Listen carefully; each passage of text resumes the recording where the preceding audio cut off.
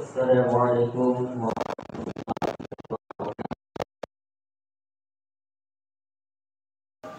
Alhamdulillahi Rabbil Alamin.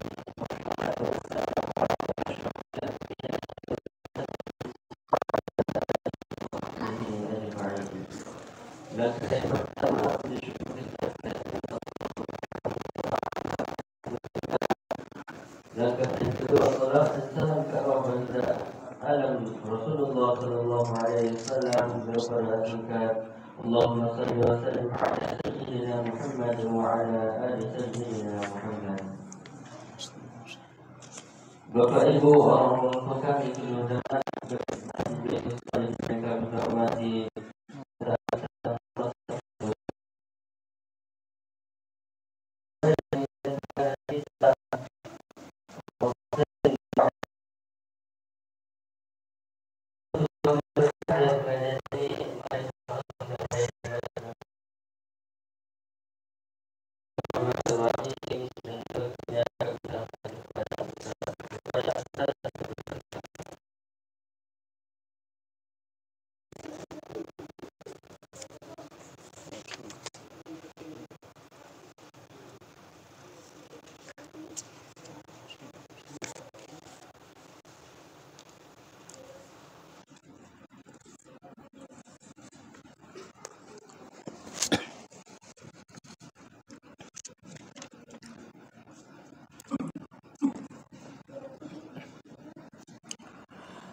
Bismillahirrahmanirrahim.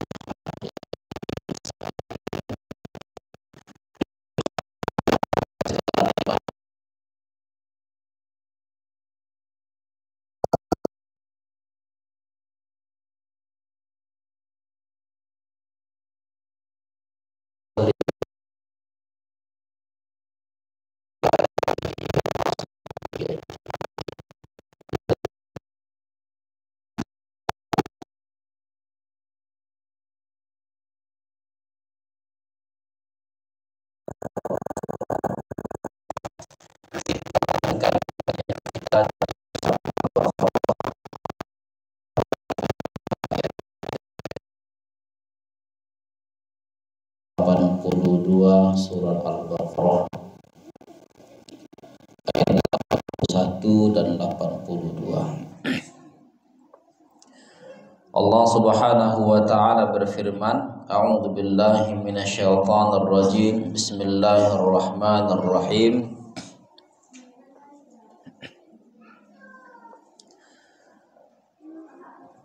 Bala man kasaba sayyi'atan wa ahatat bihi khati'atuhu fa ulaika ashabun nar hum fiha khalidun walladzina amanu wa 'amilus salihati ulaika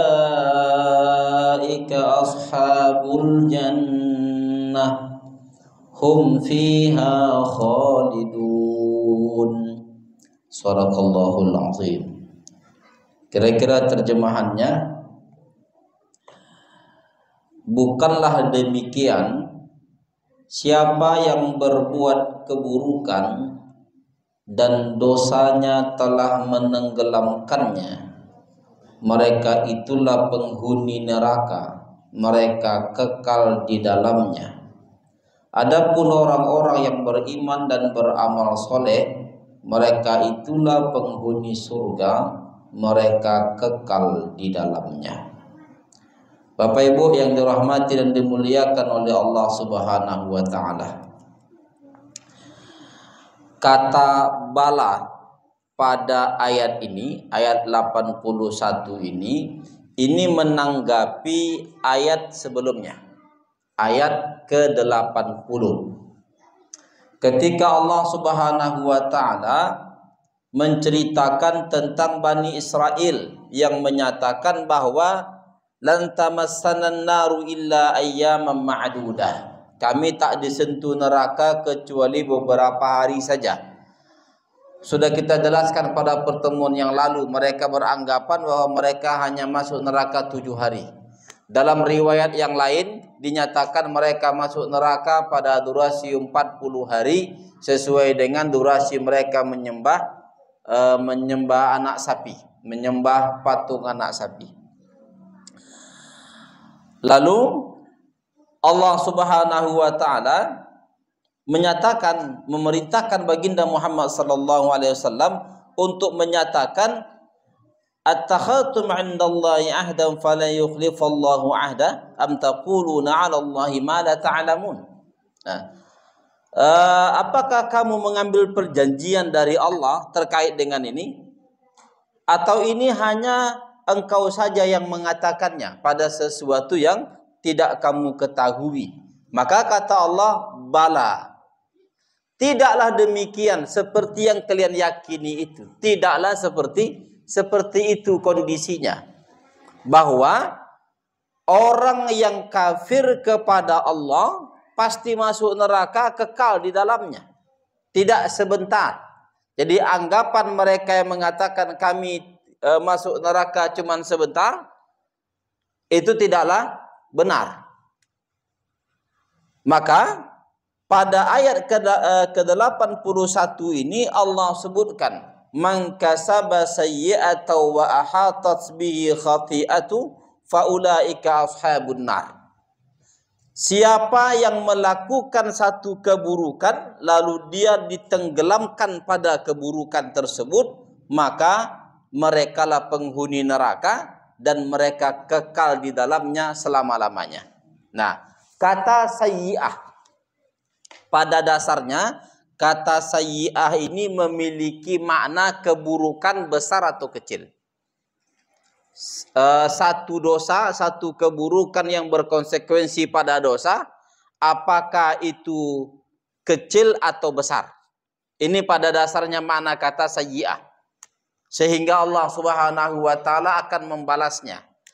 Tetapi oleh karena ayat ini mengatakan hum fiha khalidun, mereka kekal dalam neraka selama-lamanya, maka yang dimaksud dengan sayyi'ah pada ayat ini bukan dosa kecil, bukan pula dosa besar, tetapi dosa kekafiran. Mengapa? Karena hum fiha khalidun. Dalam akidah kita, akidah Ahlussunnah wal Jamaah menyatakan bahwa semua orang yang berdosa kecil atau dosa besar, selagi dia beriman, dia akan keluar dari neraka. Selagi la ilaha illallahnya tidak batal, maka dia akan keluar dari neraka. Dan itu nanti ditegaskan oleh banyak ayat, banyak hadis, sehingga dia menjadi sesuatu yang prinsipil dalam agama.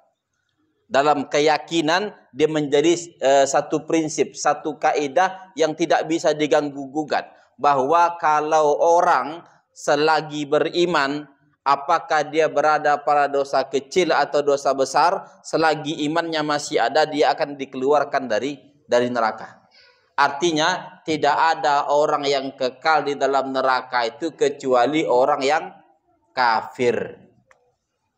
Sehingga mau tidak mau ayat ini ditafsirkan oleh para ulama berdasarkan nanti penafsiran para sahabat. Kata sayyi'atan yang memiliki makna umum pada dasarnya, mau tidak mau maknanya khusus. Apa itu? Asyirku, kesyirikan, kekafiran. Itulah makna kata sayyi'ah. Diriwayatkan oleh banyak sahabat, diantaranya Abdullah ibnu Abbas. Kata beliau, kata sayyi'ah ini adalah kufrun, adalah kekafiran. Pada riwayat yang lain beliau katakan kata sayyi'ah ini adalah syirkun, kesyirikan. Antara kekafiran dengan kesyirikan itu sama-sama naqidul iman, sama-sama membatalkan iman atau bertentangan dengan iman. Sehingga cocoklah ayat ini mengatakan hum fiha khalidun. Mereka kekal dalam neraka selama-lamanya. Nah, selanjutnya ayat ini menyatakan wa ahatat bihi khati'atuh. Kesalahannya menenggelamkannya, dosanya menenggelamkannya. Dosa seseorang yang menenggelamkan dirinya atau menenggelamkan semua yang dilakukannya itu adalah dosa kesyirikan, dosa kekafiran. Sehingga sebaik apapun dia di permukaan bumi ini, maka dia akan tenggelam karena dosanya, karena satu dosanya itu. Apa itu? Itulah kekafiran. Itulah kesyirikan. Maka semua kebaikannya itu akan tenggelam. Akan habis kebaikannya. Mengapa? Karena dosanya, dosa yang tidak pernah diampuni oleh Allah kalau dia membawa dosanya tersebut dalam kematiannya. Itulah dosa kesyirikan. Sehingga nanti orang kafir yang baik itu tidak disebut dengan baik. Kalau ada orang kafir, baik dia bangun masjid, membantu fakir miskin, bahkan memberikan beasiswa kepada anak-anak belajar agama. Ketika nanti kita kurban, dia ikut kurban, Pak. Walaupun itu tidak disebut dengan kurban. Dan begitulah seterusnya. Pertanyaannya, apakah dia baik? Jawabannya tidak. Mengapa? Karena ada satu dosa yang menenggelamkan dia. Apa itu? Kekafiran.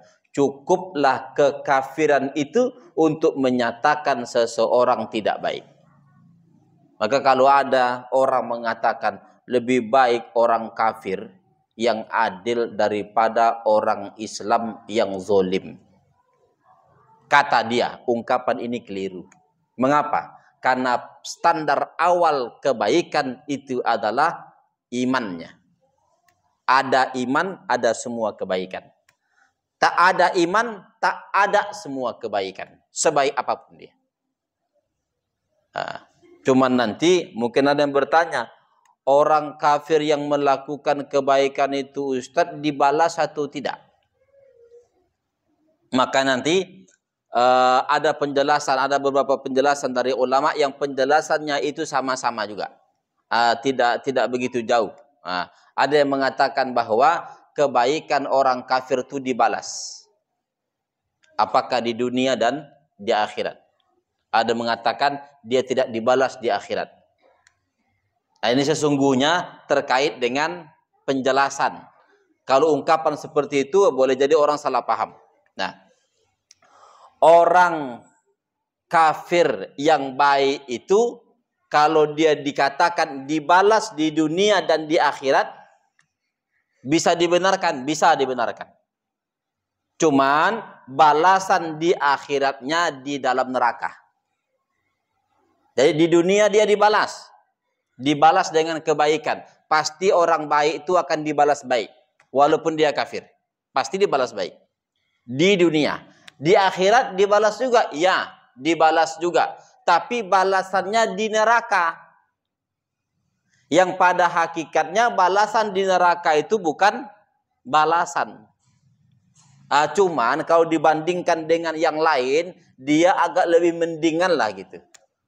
Dari sisi jenis penyiksaan atau level penyiksaannya.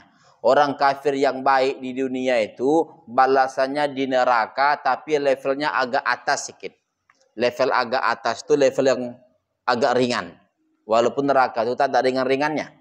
Nah, selanjutnya untuk orang kafir yang buruk levelnya level bawah. Itu level yang berat. Nah, jadi dibalas juga tetapi di neraka. Bagi yang mengatakan orang kafir itu kebaikannya dibalas di dunia, tidak dibalas di akhirat pun benar juga. Mengapa benar? Di dunia pasti dia akan dibalas orang lain baik kepada dia. Itulah balasan duniawinya. Di akhirat dia tidak dibalas dengan surga.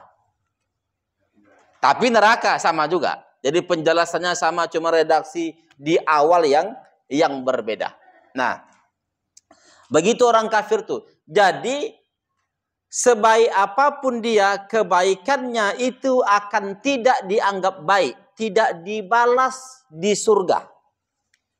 Mengapa? Karena ada kekafiran, dan kekafiran itu menenggelamkan seseorang pada keburukan yang ada pada dirinya. Cukuplah kekafiran itu menyatakan bahwa dirinya tak baik.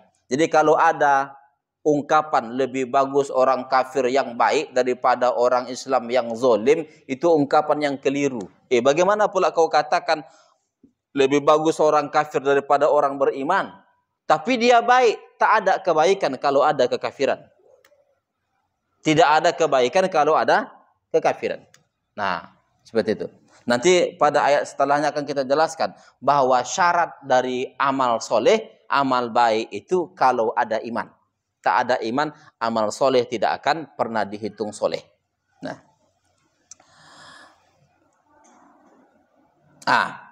selanjutnya dari sini nanti maka kelirulah orang yang menyatakan kalau ada orang yang beriman melakukan dosa besar, dia akan kekal dalam neraka. Dengan diantaranya memahami ayat ini. Ayat ini akan mengatakan sayyi'ah itu umum. Padahal yang umum itu qabilut takhsis dalam kaidah pemahaman teks agama. Sesuatu yang umum itu menerima pemahaman khusus.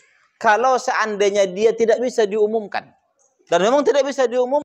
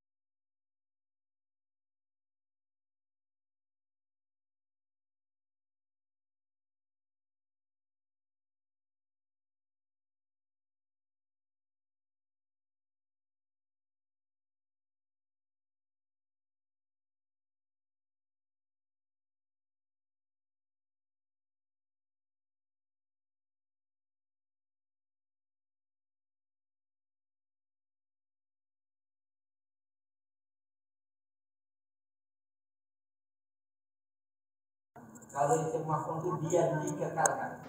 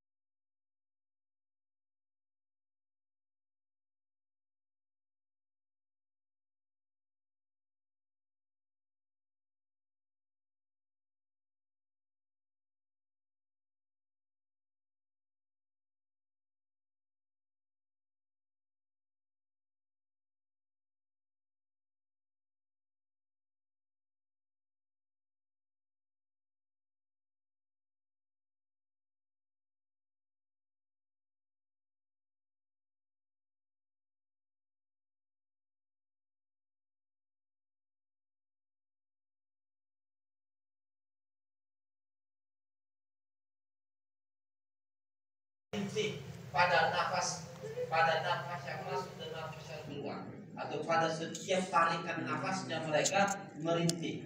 Saking kan di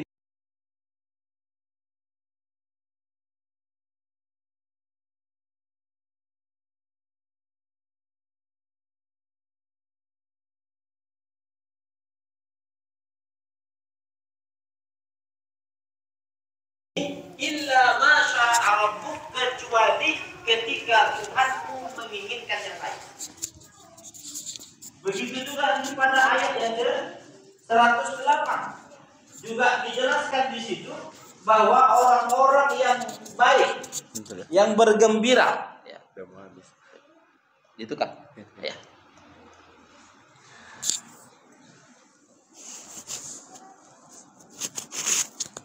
Orang-orang yang bergembira, orang-orang yang baik itu berada di dalam surga.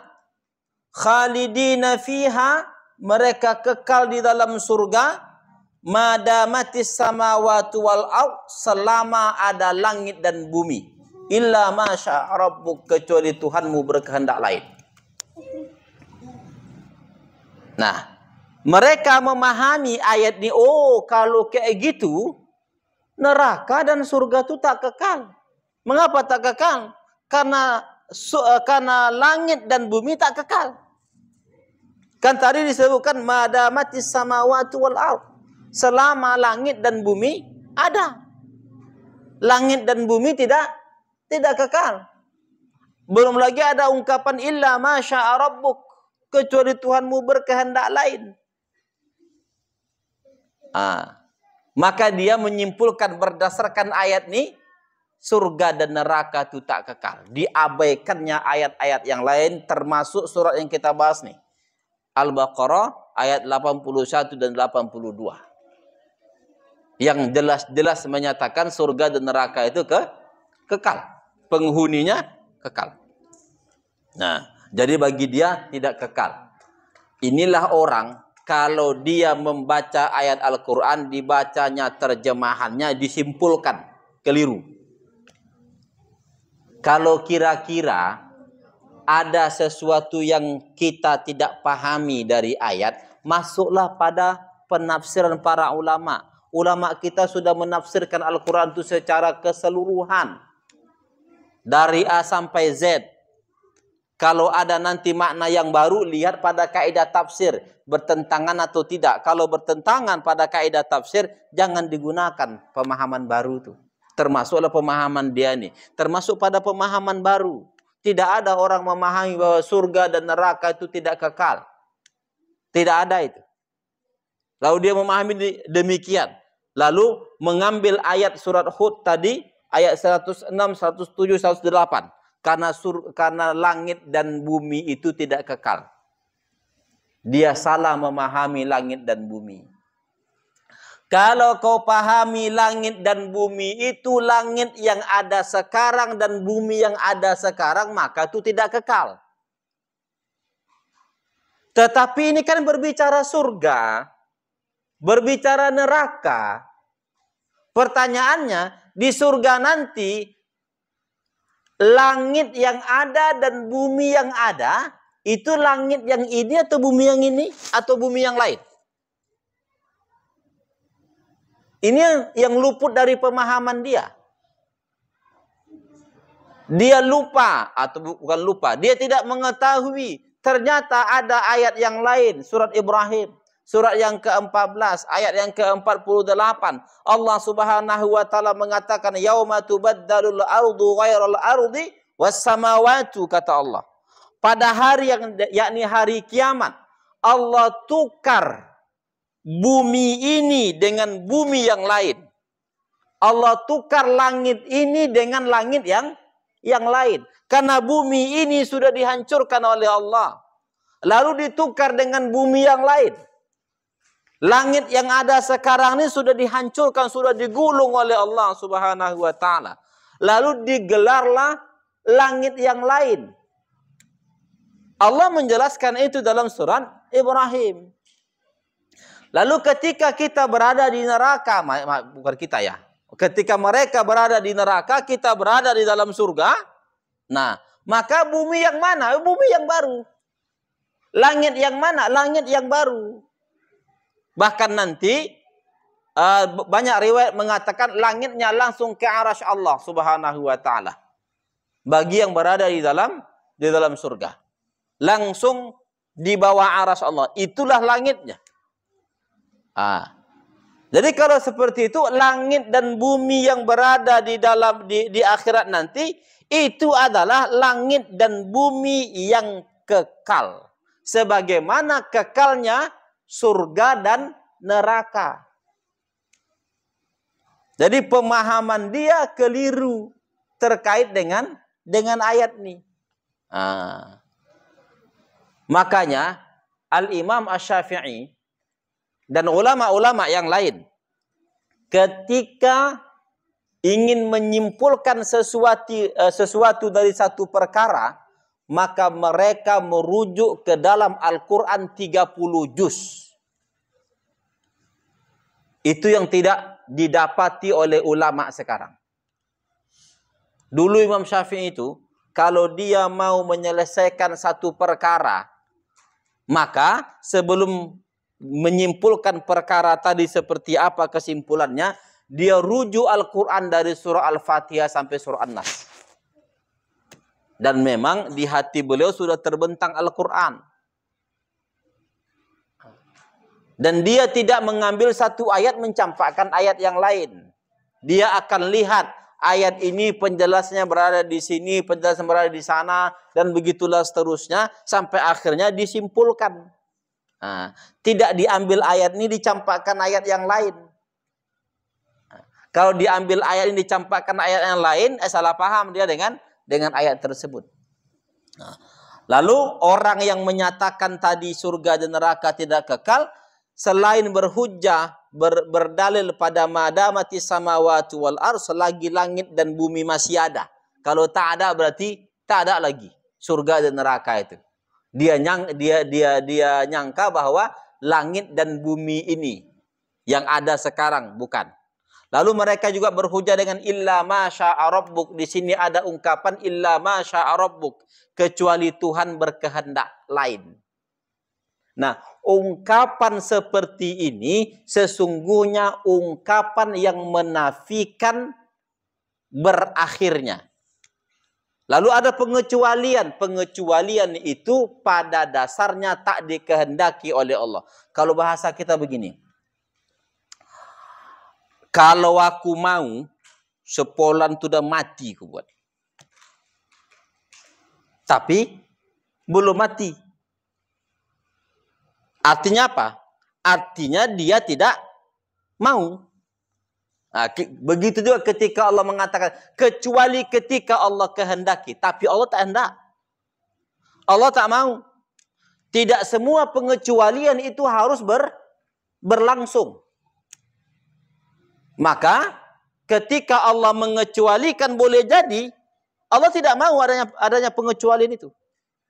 Nah, sehingga dia harus dikuatkan dengan ayat-ayat yang lain. Dan ini menunjukkan pada memang surga dan neraka itu tidak bahwa surga dan neraka itu kekal selama-lamanya. Lalu ada mengatakan kecuali Allah menghendaki, Allah tak hendak untuk mengakhirkannya. Allah yang Allah kehendaki untuk memberlangsungkannya. Buktinya apa? Buktinya pada beberapa ayat disambung dengan khalidina fiha abada. Nah, lalu ada pula orang yang bodoh mengatakan abada itu kan Ustaz 1 abad katanya. Karena abad. Abad itu ya 1 abad katanya. Iya. Belajar lagi kalau kayak gitu. Abada itu diterjemahkan dengan atau dipahami dengan selama-lamanya. Jadi dia dikuatkan dengan selama-lamanya. Jadi berdasarkan ayat ini, surga dan neraka itu kekal. Lalu kalau ada mengatakan surga dan neraka tidak kekal, bahkan surat Hud tadi dia salah paham pada surat tersebut. Surat Hud ayat 106, 107 dan 108. Anjuran kita pada orang-orang seperti ini, lihatlah kembali dalam kitab tafsir Al-Quran. Kitab tafsir mana saja yang engkau buka, maka ada penjelasan di situ bahwa surga dan neraka itu kekal selama-lamanya. Kecuali tafsiran dia, itu lain cerita. Ya. Ayat 81. Selanjutnya, setelah Allah Subhanahu wa taala menjelaskan tentang kondisi orang kafir, orang yang berada pada kesyirikan, tenggelam pada kesalahannya, kekal di dalam neraka selama-lamanya, pada ayat 82 Allah Subhanahu wa taala menjelaskan yang sebaliknya. Nah, Allah nyatakan walladzina amanu wa amilus salihat, orang-orang yang beriman dan beramal soleh. Rata-rata penyebutan amal soleh yang diiringi dengan iman, itu iman duluan, baru amal soleh. Yang dia diiringi antara iman dan amal soleh, maka iman duluan disebutkan, baru amal soleh. Mengapa demikian? Karena memang amal soleh itu punya syarat iman, baru dia menjadi amal soleh.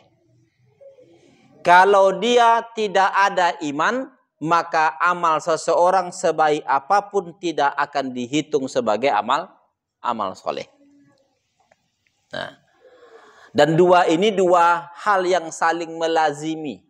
Seseorang tuh kalau dia beriman, banyak sedikitnya pasti beramal. Terserah apakah amal itu amal hati ataukah amal itu amal anggota tubuh.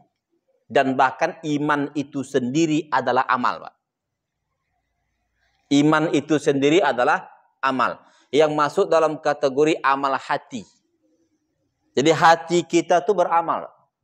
Dan bahkan amalan yang terbaik itu adalah amalan hati. Solat. Ketika solat tersebut diiringi pada amal hati, maka solat tadi menjadi baik. Zikir, bacaan Al-Quran, dan lain sebagainya. Ketika hati ikut pada amal tersebut, maka amal itu akan bernilai tinggi. Kualitasnya berada di situ.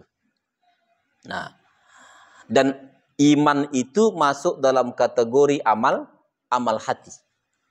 Nah, jadi mau tidak mau memang orang yang beriman pasti dia memiliki amal. Banyak atau sedikitnya. Nah, lalu amal-amal yang lain dia tergantung pada iman. Kalau dia tidak memiliki iman, maka amalnya tidak akan pernah disebut dengan amal. Al-Imam Al-Baihaqi dalam kitabnya Syu'abil Iman, kitab ini amat sangat baik menjelaskan tentang iman. Di jilid yang pertama itu beliau jelaskan tentang teori iman. Pada jilid berikutnya, termasuk juga akhir dari jilid pertama itu, menjelaskan tentang hadis-hadis Rasul terkait dengan iman, dengan cabang-cabang keimanan. Beliau memberikan satu ilustrasi terkait dengan iman dan amal soleh ini. Nah, kata beliau, iman itu ibarat pohon, ibarat batang pohon. Nah, itu iman. Lalu di batang pohon itu ada cabang. Cabangnya itu amal-amal wajib.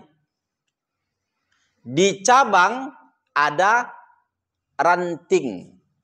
Rantingnya itulah amal-amal sunnah. Lalu dari ranting berbuahlah pohon tadi.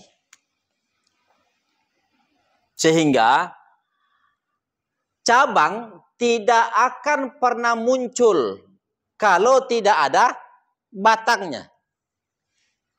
Batangnya tadi adalah iman. Nah, kalau tak ada batang, cabang ini tidak ada. Jadi ketika seseorang melakukan amal soleh yang wajib, pertanyaannya kemana mau kau gantungkan amal ini? Kalau dia tidak memiliki pohonnya. Karena tadi cabang, dia akan muncul dari pohon. Mustahil ada cabang kalau pohonnya tak ada, kan? Mustahil. Nah, selanjutnya, begitu juga ranting. Ranting itu akan muncul dari cabang. Dari cabangnya, dari dahannya. Dan dahannya tadi amal wajib. Rantingnya amal sunnah. Ada orang berbuat amal sunnah saja, tapi yang wajib tidak. Pertanyaannya, di mana mau kau gantungkan ranting tadi? Ini kalau ada orang, dia sholat sunnah aja kerjanya. Sholat wajib tidak, mohon maaf Pak. Di mana mau digantungkannya sholat sunnahnya? Tak ada tempat bergantung sholat sunnahnya. Dan begitulah amal-amal yang lain. Semua yang wajib itulah cabangnya.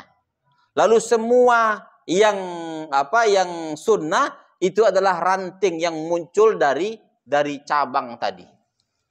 Nah, ranting tidak akan pernah ada kalau cabang tak ada. Cabang tidak pernah ada kalau pohonnya tak ada. Begitulah amal sunnah tidak akan pernah ada kalau wajibnya tak dilakukan. Ketika dia sanggup ya, sedekah sunnah. Dia wajib padanya zakat. Tapi dia sedekah saja. Dan dia tidak mau berzakat. Padahal wajib pada dirinya berzakat. Kecuali kalau tidak wajib pada dirinya, lain cerita. Mungkin hartanya tidak sampai pada nisabnya.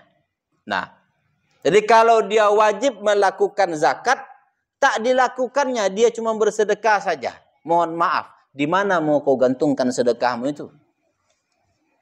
Begitulah salatnya, begitulah puasanya, dan begitulah seterusnya. Sehingga nanti sebahagian ulama akan menyatakan di dalam mazhab kita, mazhab al-Imam Syafi'i, tapi sebahagian orang yang melakukan salat sunnah selagi wajib, selagi salat qadanya masih ada, itu sunnahnya tak dihitung. Itu sunnahnya tak dihitung itu. Tapi sebagian ulama di dalam mazhab kita, mazhab al-Imam Syafi'i, sebahagian yang lain itu sunnahnya tetap dihitung. Tetapi ada amal prioritas yang tidak dilakukannya. Apa itu? Itulah amal qadanya. Qada itu wajib. Salat duha itu sunnah.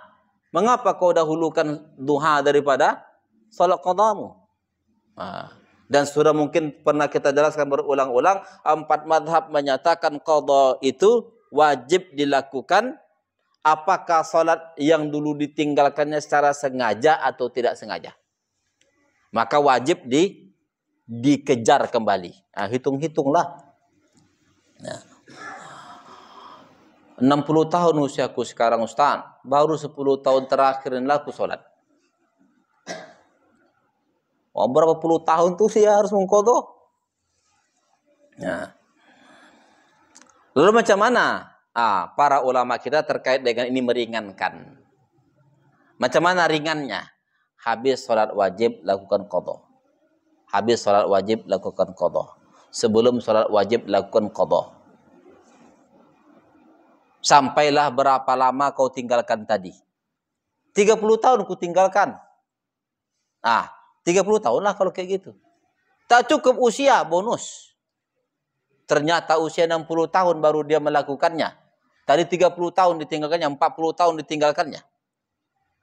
Lalu dia qadha itu selama 5 tahun. Usia 65 meninggal dunia dia. Setidaknya dia telah serius untuk memperbaiki sholatnya. Cuman begitulah sanggupnya gitu.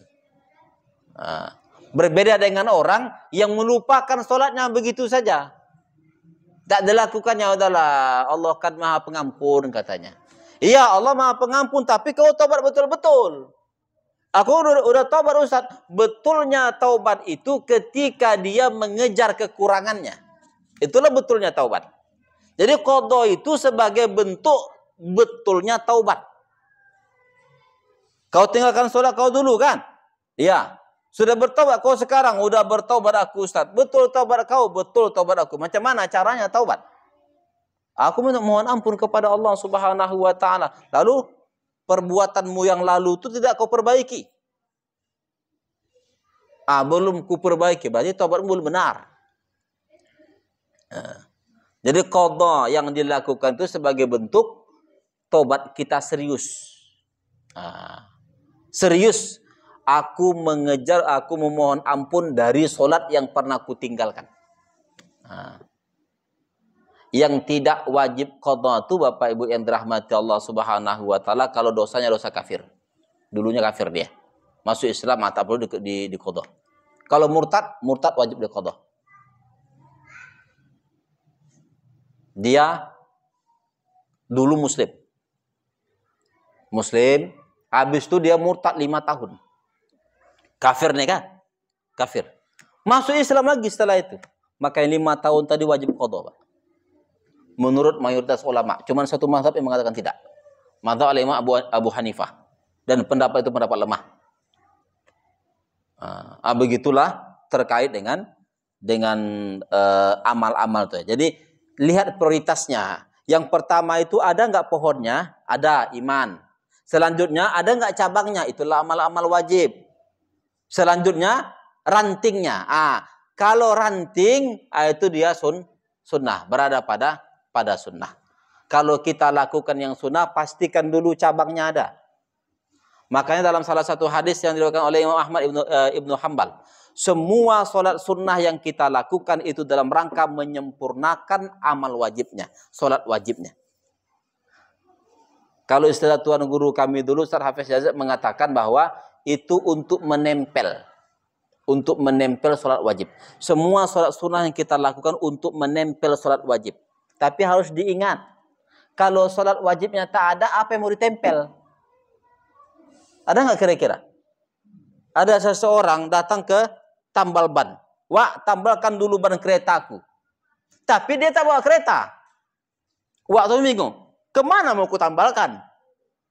Keretanya tak ada, bannya tak ada. Ke otak kau. Marah juga Wak tuh kan. Jadi dia tidak bisa menambal kalau tidak ada yang mau ditambal. Maka adakan dulu yang mau ditambal tuh. Baru nanti solat sunnah akan memperbaikinya, mempercantik, menambalinya, dan begitulah seterusnya. Ada ibu-ibu mau menambal, mau memperbaiki kuali yang bocor. Nah, pergi dia ke tukangnya, tapi dia tak bawa kuali. Macam mana mau ditambal? Ada dulu kualinya, nanti baru ditambal. Dan itu berdasarkan hadis sahih yang diriwayatkan oleh Imam Ahmad Ibnu Hanbal. Bahwa solat sunnah itu dia menambal, memperindah, mempercantik solat wajibnya. Tapi kalau solat wajibnya tak ada, apa yang mau dipercantik? Dia beli wallpaper. Untuk apa? Supaya rumahku cantik, Ustaz. Dinding rumahku cantik. Dibelinya banyak-banyak. Tapi rumahnya tak ada. Di mana mau kau tempelkan? Kan tak mungkin kan? Jadi salat sunnah itu untuk mempercantik, tapi dengan syarat ada yang mau dipercantiknya. Jangan tak ada yang mau dipercantiknya.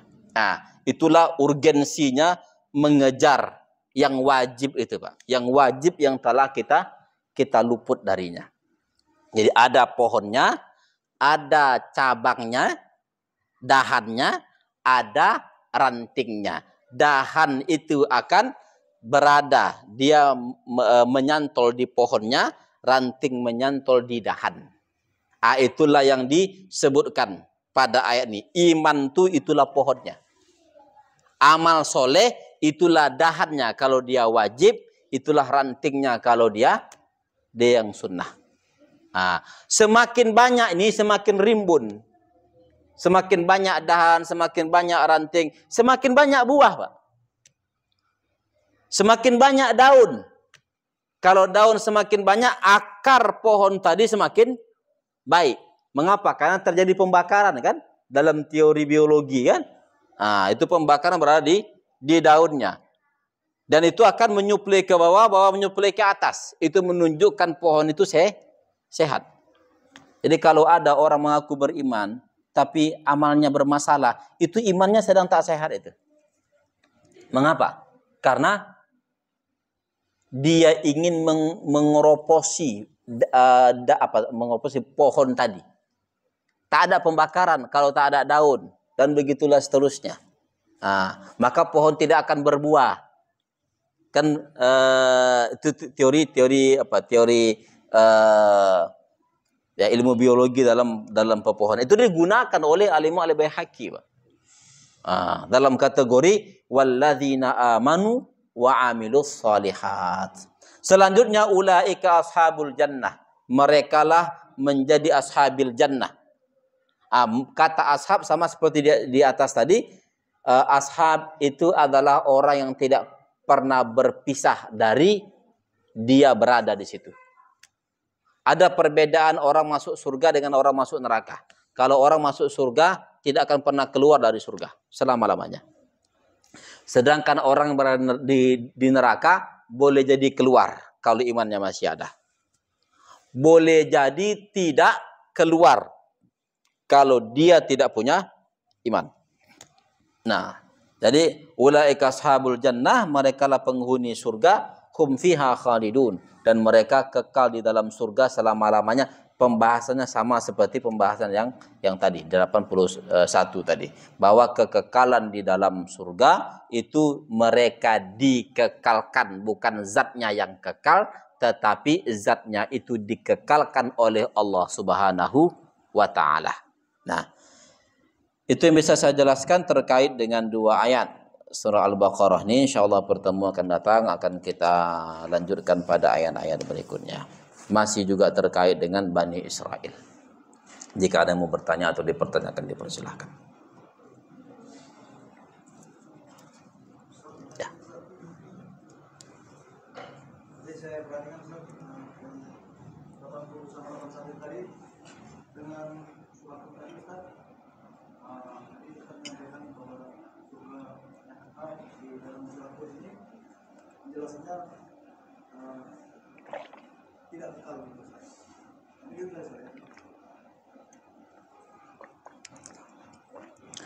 Dalam surat Hud ada anggapan orang yang menyatakan tidak kekal surga dan neraka, dan anggapan itu salah. Ya, salah. Ya. Di dalam mansuk dan Ya. Ya. nasir dan mansuk itu Ya. ada penjelasan bahwa nasir dan mansuk itu ada 4. Al-Quran menghapus Al-Quran, Al-Quran menghapus hadis, hadis menghapus Al-Quran, hadis menghapus hadis.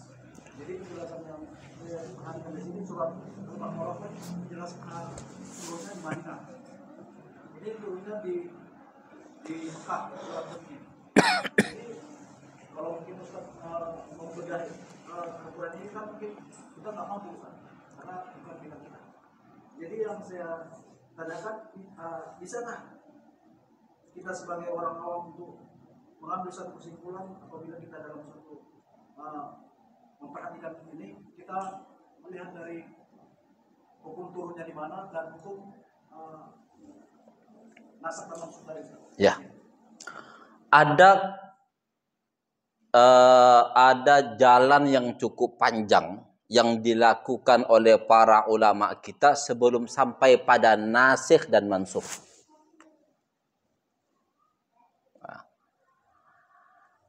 Artinya tak mudah para ulama itu mengatakan ini ayat yang menasikh, ini ayat yang dimansukh. Nasikh itu artinya menghapus. Sedangkan mansukh itu dihapus. Yang dihapus itu adalah hukum, makna yang menjadi konsekuensi dari ayat tersebut. Nah, ini yang dimaksud dengan nasikh dan mansukh. Nanti macamnya banyak. Ada yang mengatakan yang menyatakan nasikh mansukh itu dalam kategori ayatnya yang dihapus. Ada ayatnya tak terhapus, tapi makna yang dikandung oleh ayat tersebut dihapus. Nah, kapan itu diterapkan oleh para ulama kita, terutama ulama usul fikih ya. Nanti membahas masalah nasikh dan mansukh itu berada pada ilmu usul fikih. Nah, dan ilmu usul fikih masuk dalam bagian ilmu Al-Quran dan juga ilmu hadis. Kapan para ulama itu menerapkan hukum nasikh dan mansukh? Ketika 100% bertentangan. Dan itu maknanya tidak ada yang lain kecuali itu. Maka diterapkanlah hukum nasikh mansukh di situ. Tapi kalau seandainya tidak bertentangan 100%, ada kemungkinan yang lain, maka mereka menggunakan teori am dan khas. Umum dan khusus. Ayat yang umum ditarik pada yang khusus. Nah, mutlak dan muqayyad.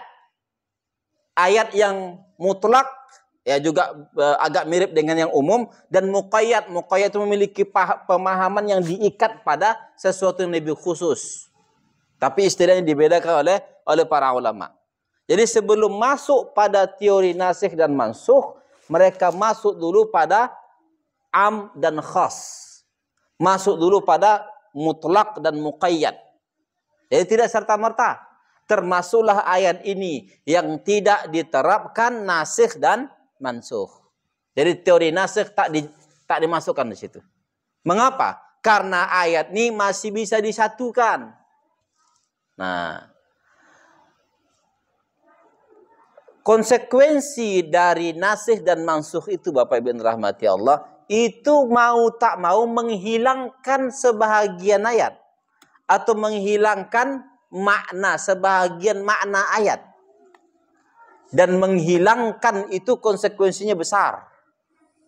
Dengan demikian, para ulama sebelum ini masuk dalam kategori nasikh dan mansukh, maka dimasukkan dulu ke dalam am dan khas. Masuk nggak di situ? Kalau masuk, berlakulah teori am dan khas atau mutlak dan muqayyad. Nah, yang ini masuk dalam kategori am dan khas, mutlak dan muqayyad. Tidak masuk dalam kategori nasikh dan mansukh. Mengapa? Karena kedua-duanya bisa saling melengkapi, bisa saling menjelaskan. Walaupun di sini agak umum, di sini lebih khusus. Nah, lalu orang yang memahami bahwa di surat Hud tadi itu surga tidak kekal, itu pemahamannya salah. Mengapa pemahamannya salah? Karena dia tidak menempatkan ayat itu pada tempatnya. Bisa nggak ayat itu dipahami begitu saja? Tak bisa. Lihatlah ayat yang lain.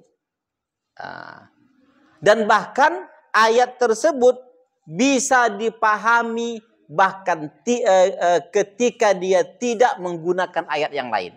Jadi surat Hud tadi itu bisa dipahami surat itu saja. Tak masuk dia pada surat yang lain, bisa dipahami. Bagaimana cara memahaminya? Cara memahaminya dengan cara memahami kata as-samawat dan al-ard. Di situ letak fokusnya.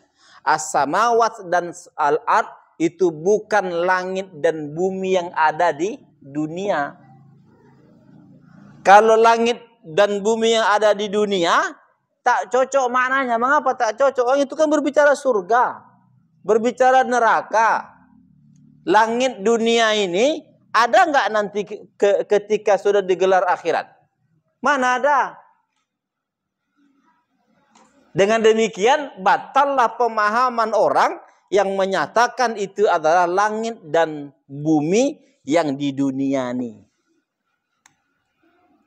Maka mau tak mau, mereka harus memahami langit itu adalah langit yang berada di akhirat, bumi itu adalah bumi yang berada di akhirat.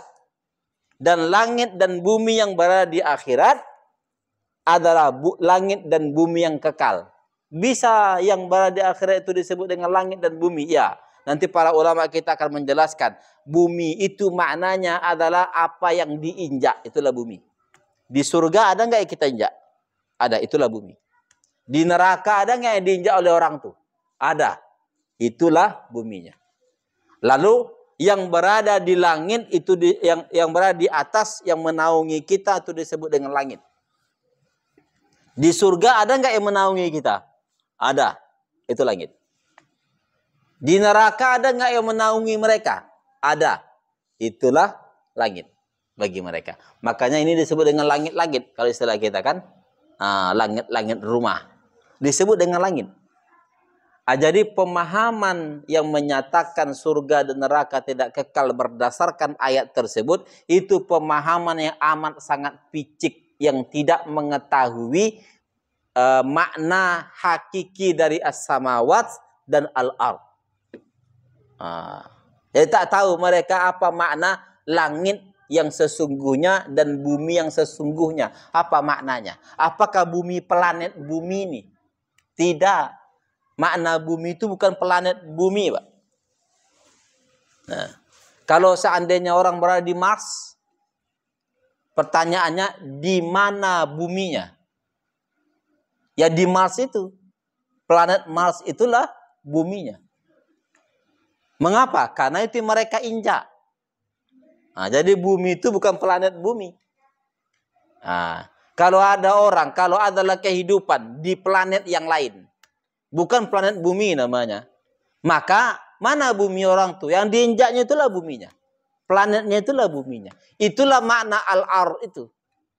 Nah, sehingga kalau dia mengerti makna al-ard sesungguhnya dan makna samawat sesungguhnya, langit sesungguhnya, maka tidak muncul di dalam dirinya itu pemahaman bahwa surga dan neraka itu tidak kekal. Belum nanti lagi kata Al-Imam Al-Qurtubi dan nanti ulama-ulama yang lain juga menyatakan demikian. Karena ini dalam ilmu bahasa amat sangat ma'ruf. Ketika ada ucapan madamatis samawati wal ard, selama langit dan bumi ada, itu sebenarnya ungkapan kinayah dalam ilmu balaghah. Ungkapan kinayah untuk menyatakan takbid. Ini disebutkan oleh Al-Imam Al-Qurtubi dalam kitabnya Al-Jami' Ahkamil Quran. Ada satu ungkapan yang dia seolah-olah terbatas tetapi menunjukkan tanpa batas. Madamatis samawati wal ard. Selama langit dan bumi ada. Oh, langit dan bumi tidak kekal. Bukan itu maknanya. Ucapan selama langit dan bumi ada itu adalah satu kata yang dipinjamkan untuk makna sesuatu yang tidak berakhir. Nah, itu sama seperti kita, aku ingin hidup 1000 tahun. Apa makna 1000 di situ? Selamanya. Bukan 1000 di atas 999 atau di bawah 1001, bukan itu yang dimaksud. Yang dimaksud adalah selamanya. Nah, jadi dalam ilmu balaghah itu disebut dengan kinayah. Nah, jadi dalam Al-Quran ini ada juga bahasa kinayah dan banyak betul bahasa kinayah, termasuklah kalimat itu madamatis samawati wal ard, kata Al-Imam Al-Qurtubi. Jadi dia tidak memahami hakikat ilmu bahasa itu seperti apa. Nah, kenapa tak paham? Ya iyalah, wong insinyur. Dia biasanya berada di arsitek atau apalah gitu kan. Nah, nanti kalau nanti jalan-jalan ke toko buku nampak yang kayak gitu jangan diambil. Saya sebutkan namanya ya, Agus Mustafa itu namanya. Jadi, bukunya banyak, Pak. Terkait dengan ilmu-ilmu agama. Mohon maaf, dia tidak mumpuni di bidangnya. Jadi nanti kalau nampak toko buku, nampak buku dia, yang pengarangnya Agus Mustafa, maka jangan dibeli buku itu. Kalau kita belum siap. Tapi kalau dia sudah siap, keilmuannya banyak, aku mau baca ini Ustaz, supaya tahu aku salahnya di mana. Kalau itu silakan. Tapi kalau dia ragu, nanti kira-kira terjerumus dalam pemikirannya, lebih bagus jangan. Karena nanti banyak buku-buku itu yang semuanya atau yang rata-rata bermasalah. Ternyata Adam bukan manusia pertama katanya. Banyak judul-judul seperti yang dibuatnya yang kira-kira membuat orang tertarik untuk membaca. Ternyata Nabi Adam bukan manusia pertama katanya. Nah, itu nanti menggunakan teori Darwin lah dia kan. Siapa manusia pertama? Monyet katanya kan. Untung-untung dia tidak sambil ke situ. Nah, jadi banyak yang seperti itu. Jadi pemahaman dia pemahaman yang keliru. Kenapa? Karena dia bukan orang yang berada, yang mumpuni di bidangnya. Dan mohon maaf, pembelajaran dia terkait dengan ilmu Al-Quran, tafsir Al-Quran itu pembelajaran otodidak. Pembelajaran yang tanpa guru. Orang pembelajaran otodidak itu mohon maaf. Kata para ulama kita di antara Al-Ghazali, man la syaikha lahu fasyaitanu syaikhu. Siapa yang tak punya syekh, tak punya guru, maka setan gurunya. Kalau udah setan yang menjadi gurunya, setan akan memberikan ide-ide yang menurut dia cerdas. Tapi mohon maaf, melenceng. muncullah pemikiran-pemikiran yang seolah-olah logis, nyambung satu dengan yang lain, tapi berbahaya pada agama. Berbeda ilmu umum dengan ilmu agama ini, Pak. Kalau ilmu agama ini perlu isnad, perlu sanad. Demikian. Jadi surah Hud tadi tidak bisa masuk dalam kategori nasikh mansukh, sehingga surat ini menasikh surah Hud tadi, tidak. Dia bisa berjalan secara bersamaan, dipahami secara bersamaan karena tidak bertentangan satu dengan yang lain. Ada yang lain? Ya. Waalaikumsalam warahmatullahi wabarakatuh.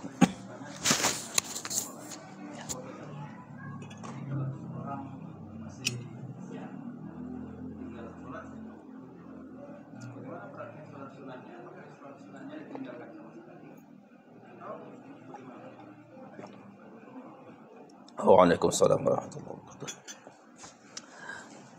Tadi kita katakan satu pendapat di dalam mazhab kita, mazhab al-Imam Syafi'i, tak sah orang sholat sunnah kalau qadanya masih ada. Ya, satu pendapat dalam mazhab Syafi'i. Kalau saya secara pribadi tidak menganut pendapat itu. Saya secara pribadi menganut masih tetap sah sholat sunnah walaupun seseorang memiliki qada. Masih tetap dihitung sholat sunnahnya. Tetapi tempat gantungannya ini yang jadi masalah nanti. Di mana dia mau menggantungkan? Berarti nanti di sholat yang lain lah. Tapi ingat, tetap bolong juga sholat wajibnya itu. Tak bisa sholat sunnahnya itu menempel yang bolong itu, tak bisa. Mengapa tak bisa menempel yang bolong itu? Mengapa? Karena zatnya tak ada. Harus adakan dulu zatnya, sholatnya. Nanti baru dia bisa diperbaiki, ditempel sikit-sikit.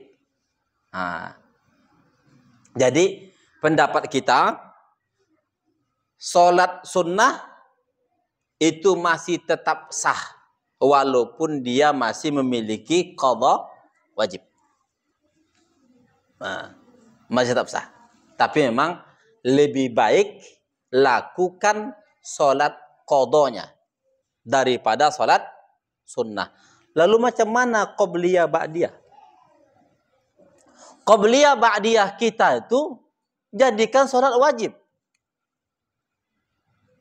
Qabliyah subuh, sholat qada subuh. Qada subuh, jadikan dia qada subuh. Qabliyah zuhur 4 rakaat, jadikan qada zuhur. Ba'diyahnya 4 rakaat, jadikan qada zuhur. Berarti zuhurnya 2 kali diqada pada salat zuhurnya. Asar 4 rakaat, dia melakukan 4 rakaat sebelum asar, qabliyah asar, jadikan qada asar. Nanti paling maghrib yang kena ya. Maghrib ya jadikanlah sholat tersendiri karena 3 rakaat. Lalu qabliyahnya qabliyah subuh di waktu maghrib. Kok bisa? Karena orang yang meninggalkan waktu sholat itu tidak punya waktu lagi qadanya. Qadanya tak ada waktu lagi. Kapan saja dia mau lakukan, maka bisa dilakukan. Mengapa demikian? Karena waktunya sudah lewat. Ya kan, waktunya sudah lewat. Sudah luput waktunya. Maka setelah itu semuanya waktu qada kalau dia memiliki qada. Begitu juga ba'diyah maghrib, waktu qada. Qada subuh.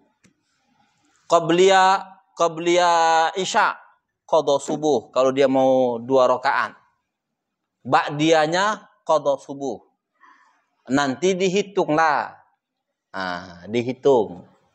Sehingga nanti dia bisa memastikan bahwa qadanya yang berapa tahun tadi selesai. Atau masih tinggal sekian dan begitulah seterusnya. Pertanyaannya, sayanglah Ustaz, kami tak melakukan qabliyah. Sedangkan qabliyah itu fadilahnya amat sangat besar. Mohon maaf. Tak ada sayang di situ. Mengapa? Karena engkau sedang melakukan sholat yang lebih tinggi. Pertanyaannya, mana lebih baik? Salat wajib atau salat sunnah?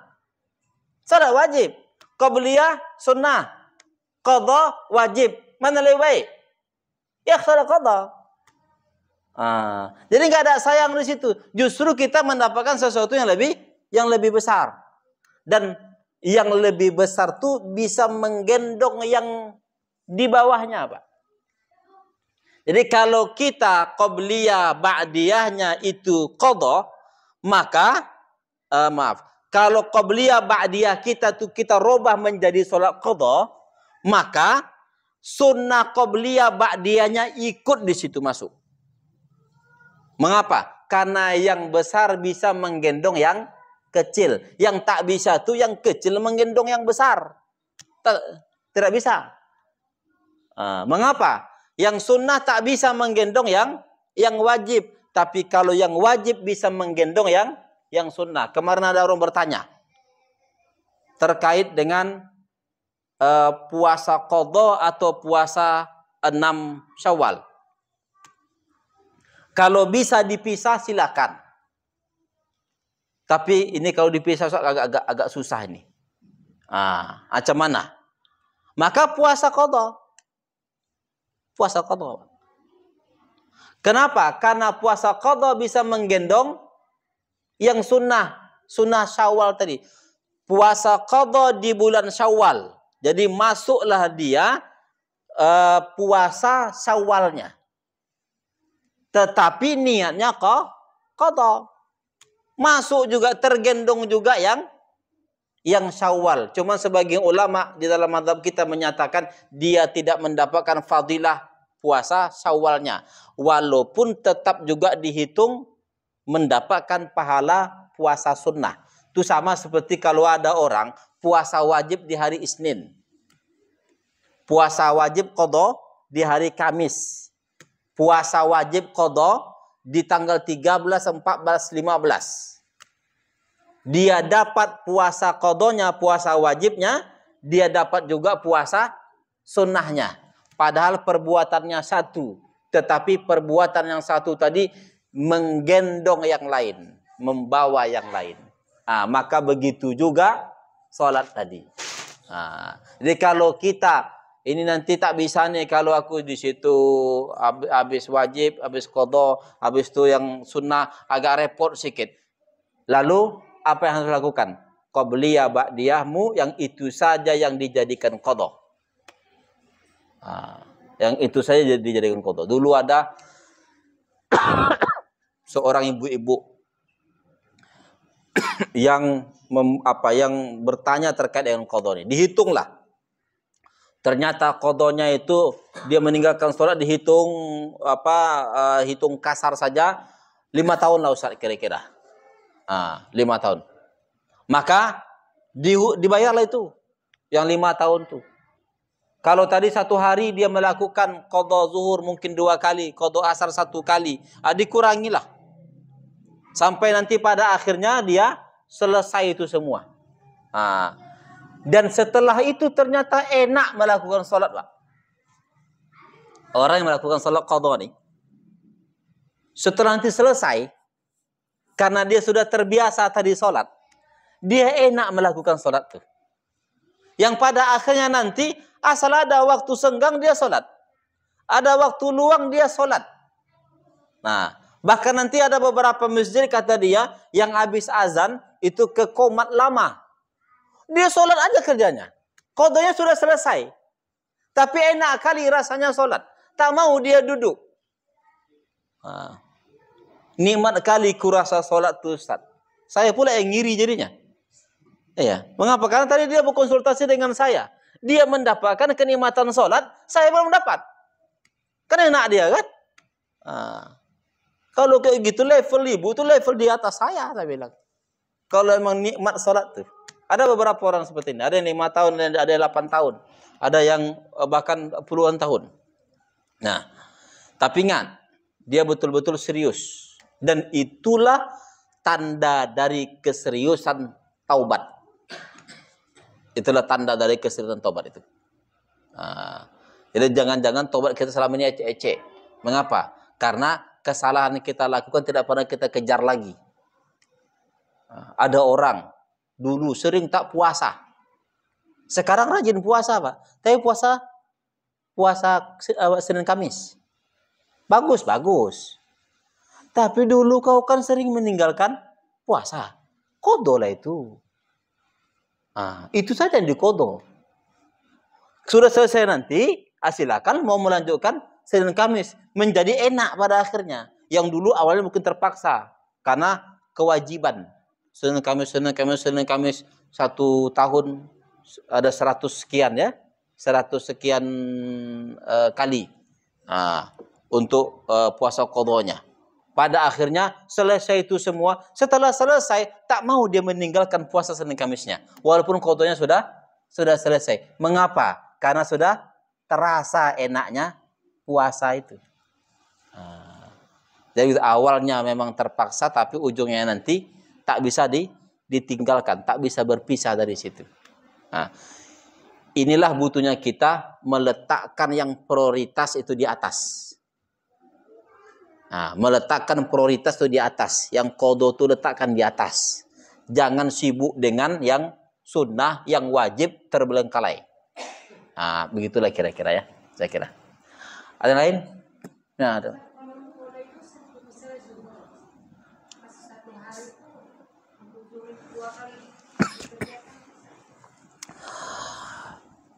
Seratus kali pun boleh, Bu. Ya. Kenapa? Karena waktu qadha itu tidak punya waktu lagi. Salat qadha itu tak ada waktu lagi dia. Mengapa tak ada waktu? Karena waktunya sudah luput. Waktunya sudah berlalu. Maka waktu setelahnya itu semuanya waktu dia. Mungkin ada yang bertanya, apa dalilnya? Banyak dalilnya. Apa di antaranya? Di antaranya orang yang luput sholat subuh. Luput sholat subuh. Ketiduran.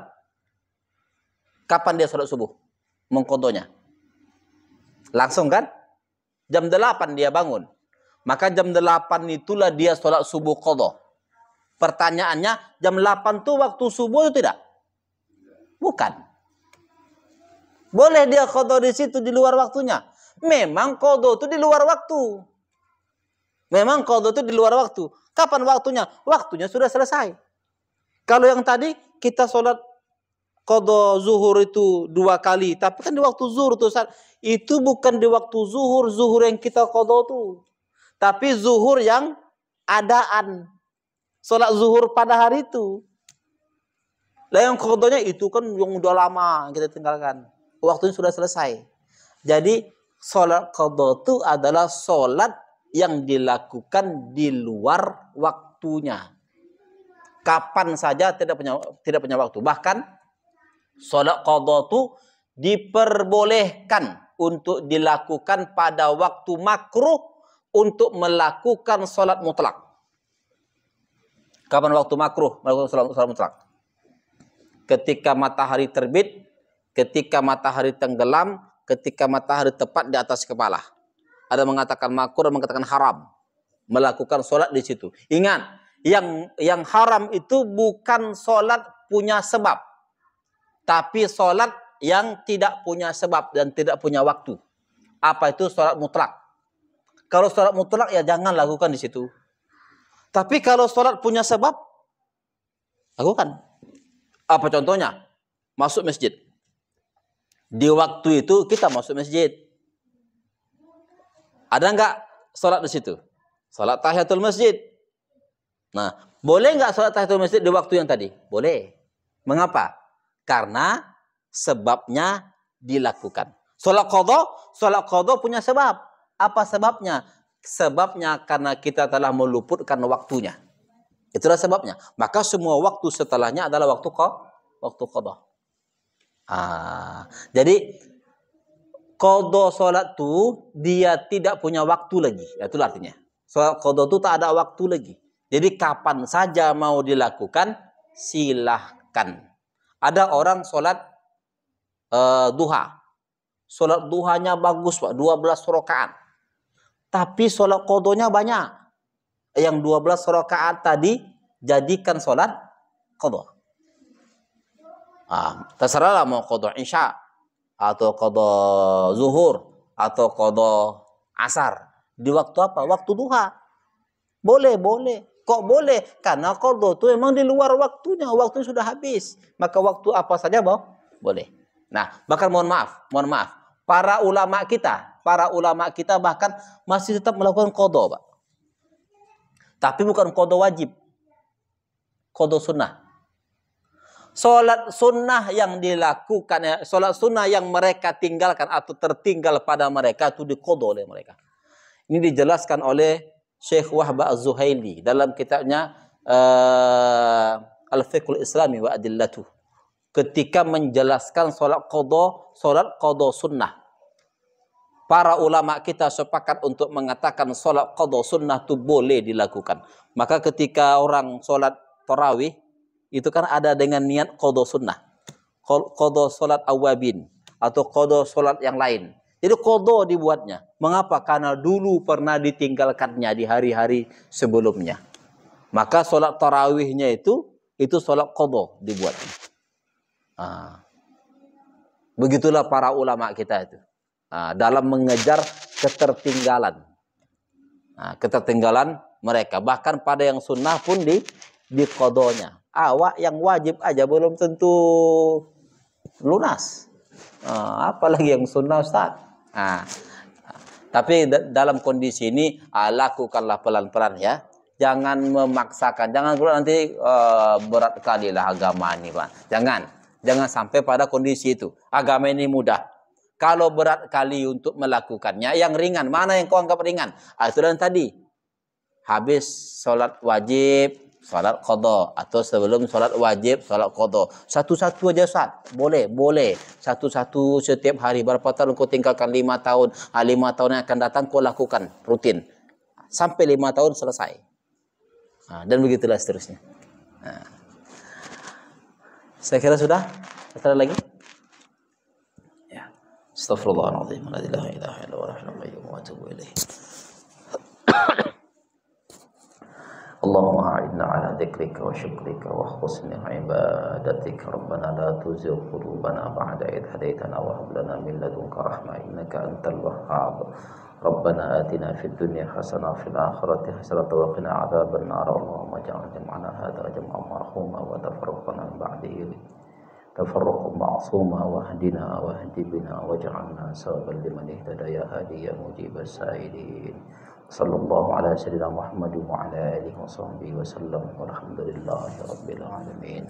السلام عليكم ورحمة الله وبركاته. Bapak Ibu wabarakatuh dan seluruh jamaah masjid sore ini yang dirahmati Allah Subhanahu wa taala.